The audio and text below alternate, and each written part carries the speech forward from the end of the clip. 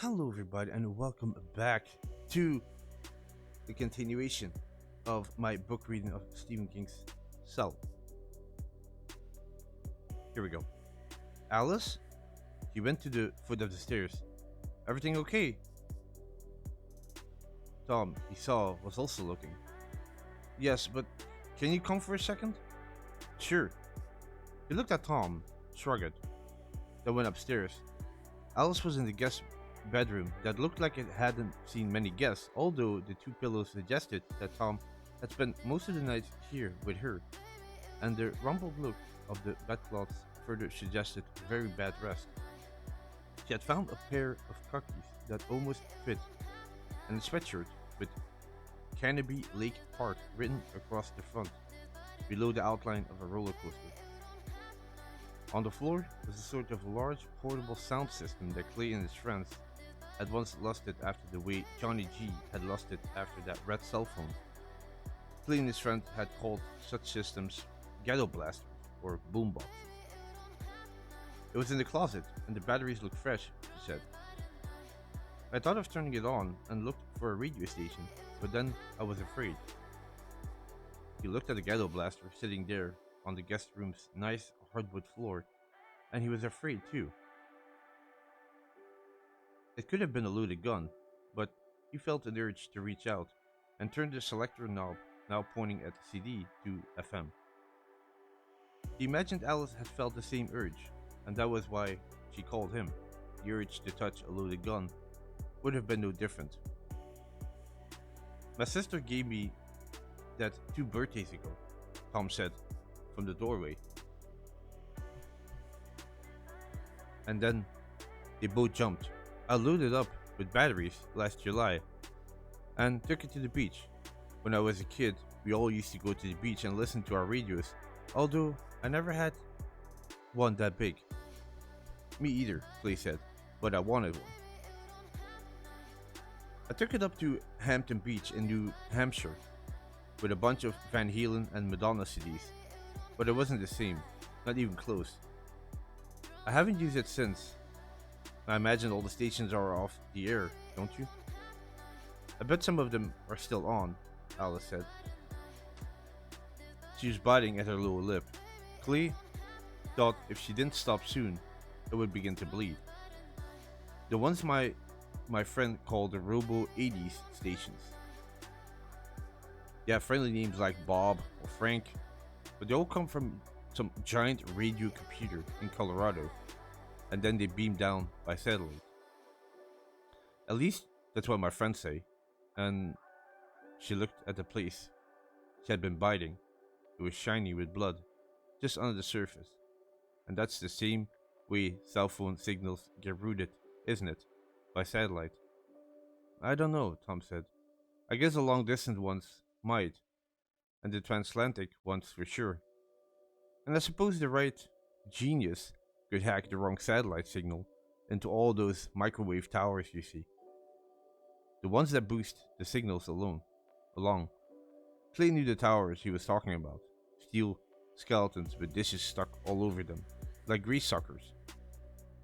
They had popped up everywhere over the last 10 years. Tom said, if we could pick up on the local station, we might be able to get news. Some idea about what to do and where to go.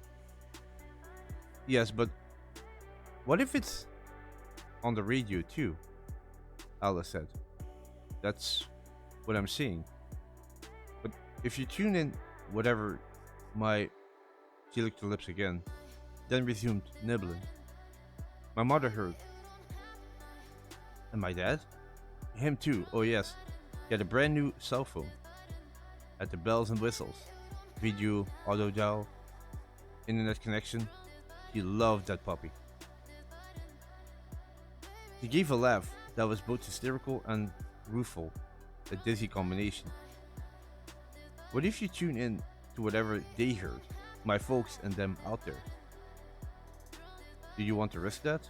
At first Tom said nothing, then he said, cautiously, as if tested the idea, one of us could risk it. The other two could leave and wait until. No, Clay said. Please, no, Alice said. She was almost crying again. I want you both. I need you both.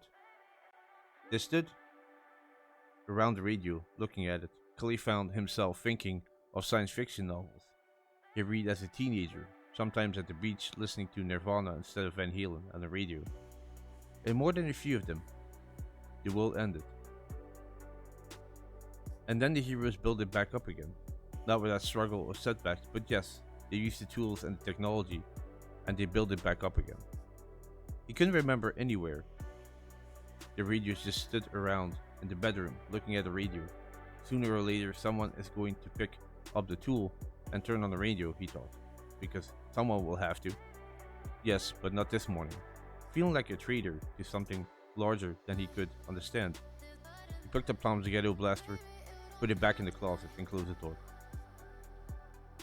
An hour or so later, the orderly migration to the east began to collapse. Clee was on watch. Alice was in the kitchen, eating one of the sandwiches they brought out of Boston. She said they had to finish the sandwiches before they ate any of the canned stuff in Tom's closet-sized pantry, because none of them knew when they'd get fresh meat again, and Tom was sleeping in the living room on the couch. Clee could hear him snoring continuously away. He noticed a few people wandering around against the general easterly flow, then sensed a kind of slackening in the order out there in Salem Street. Something so subtle that his brain registered what his eye saw only as an intuition. At first, he dismissed it as a falsity caused by a few wanderers, even more deranged than the rest.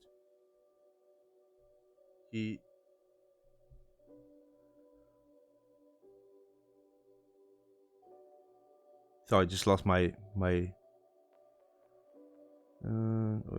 something so subtle that his brain registered what was it was only some intuition. At first, he dismissed it as a falsity caused by a few wanderers, even more deranged than the rest, who were heading west instead of east, and that he looked down at the shadow.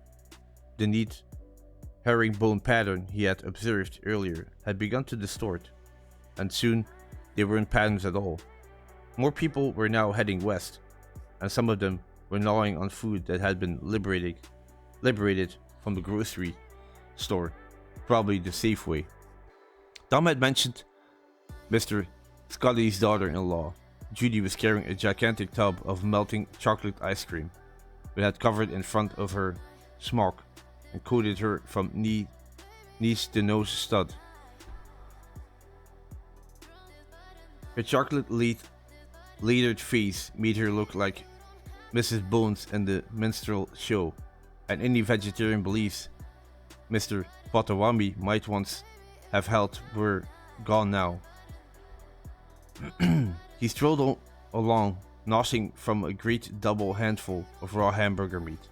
A fat man in a dirty suit had what looked like a partially defrosted leg of lamb, and when Judy scottily tried to take it from him, the fat man hit her vicious clip.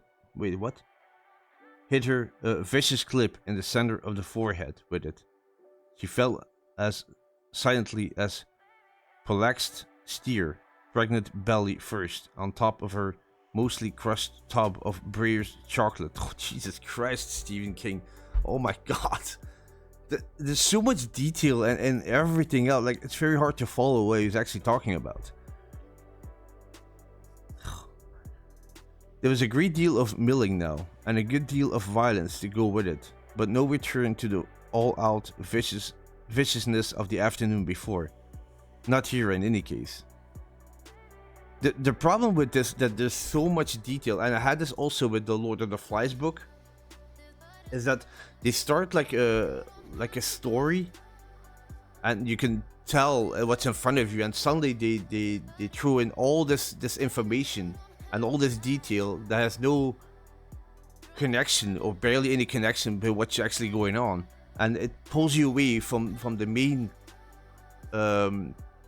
point of the story, and I get so confused then.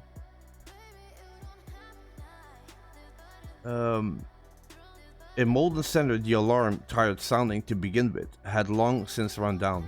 In the distance, gunfire continues to pop sporadically, but there had been nothing close since that single shotgun blast from the center of town. Clay watched to see if any of the crazies would try breaking into any of the houses, but although they occasionally walked on the lawns, they showed no sign of graduating from trespass to burglary. What they did mostly was wander around, occasionally trying to grab one of others' food, sometimes fighting or biting one another. 3 or 4, the Scotoni woman for one, lay in the street, either dead or unconscious. Most of those who had passed Tom's house earlier were still in the town square. Clay guessed having a street dance or maybe the first annual Malden Raw Meat Festival. Thank God for that. It was strange though, how that sense of purpose, that sense of flocking, had seemed to lose and fall apart. Afternoon, when he began to feel seriously sleepy, he went into the kitchen and found Alice dozing at the kitchen table with her head in her arms. The little sneaker, the one she had called a baby Nike, was loosely clasped in one hand. I'm gonna stop it here, guys, for this stream. This part was very hard to get through, to be really honest. I feel like there's, like I mentioned, there's so much information, and like at a certain point I get invested in the story and it's moving forward, you know. And then the way Stephen King writes, for what I noticed till now, is that he throws like diversions in it. Like there's like, for example, like there's a book on the table and the book is lying crooked so many centimeters off the edge of the table, and the table is black but the book is blue, and there's a sunlight shining through the window curtains with an early day reflection of the sun gasping for air on the horizon. Like stuff like that. Like really, like I don't need all this information. Like it's very like you can tell that he's like in this world, and he's writing and writing and writing, and he has a lot of fantasy and a lot of insight on how everything would like become one moment in time. It's very hard to follow this while I'm reading this. Like I'm trying to read this as fast as possible, but it's really not as easy as I thought it would be. There are moments and like I'm really following the story, and then there are moments when I'm completely lost in it and I can't even follow it anymore. But anyway, enough of my rambling.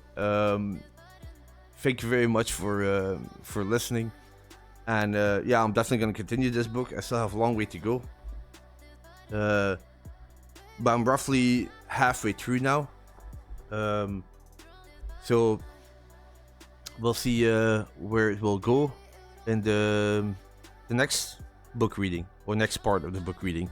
Anyway, thank you very much for listening, and yeah, I'll catch you in the next one. Bye bye.